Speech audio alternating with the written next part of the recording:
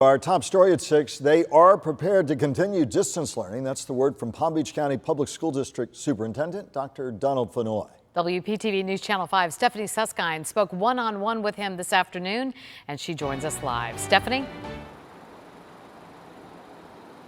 Well, for the first time this school year, right now, there are more students attending classes on campus than doing distance learning. And while the superintendent tells me he is glad to see more families choosing to come back to the school building, he's very concerned about the future impacts of COVID-19 with no real end in sight.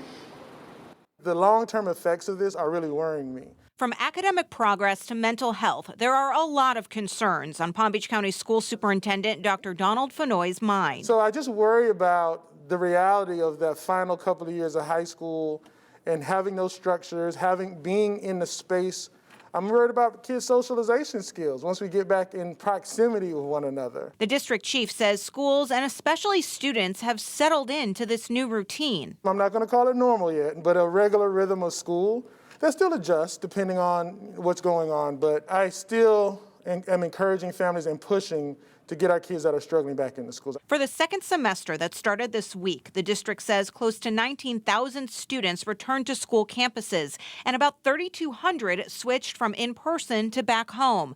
But only about 33% of students identified as struggling and encouraged to come back made that move. People made their decisions pretty early, and I think there are still some folks that just want to wait it out. When it comes to looking ahead to the new school year, now set to begin August 10th, Dr. Fenoy says while the decision ultimately lies with the state, he's preparing to still offer virtual and in-person learning options. I've told my team we're going to keep preparing and improving our distance learning platforms because who knows? He says as we continue to push through this uncharted territory, he does have one request. And my hope, if the governor's listening, if we can get vaccines into our employees who are in direct contact with teachers, students, this will make it a whole lot easier for all of us to keep our schools open.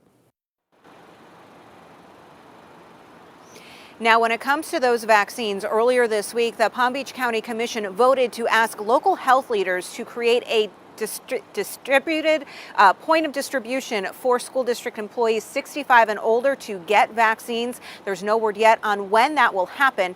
Now, when it comes to remote teachers, about 50 of them who were teaching remotely, about 800 total, were called back to school campuses because of so many students returning.